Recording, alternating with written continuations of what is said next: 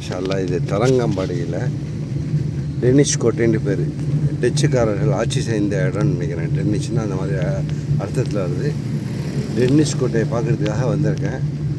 இன்றைக்கி தேதி 22/9/2025.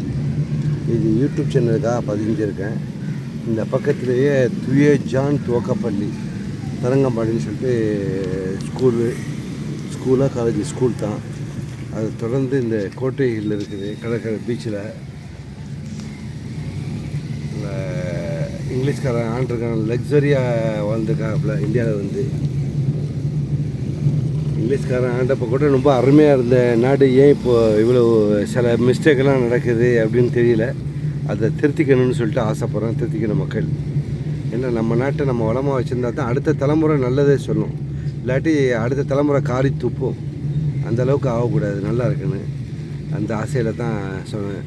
Church Sweden mission ஒரு சர்ச் இருக்குது. ஸ்வீடிஷ்காரங்க நடத்துகிறாங்க போல இருக்குது.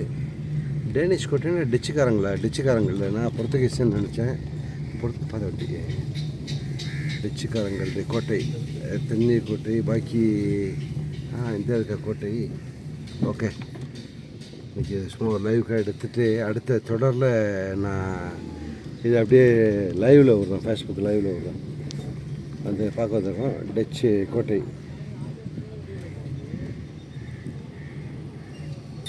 அதுக்கு ஒருத்தர் நைட் நேரத்தில் வந்தேன். இது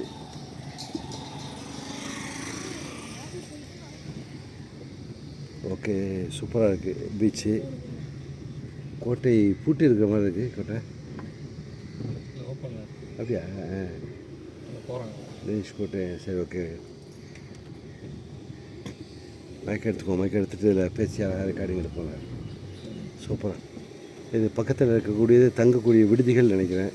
ஹோட்டலு ஃபுல்லாக ஸ்வீடன் மிஷன் சொல்லிட்டு போட்டிருக்காங்க. ஸ்வீடிஷ்காரங்க நடத்துகிறாங்க போல இருக்குது. சர்ச்சு அந்த இது இருக்குது. பாக்கி கடைகள் எல்லாமே பகல் நேரத்தை தொட்டு கடைகள் ஒன்றும் இல்லை.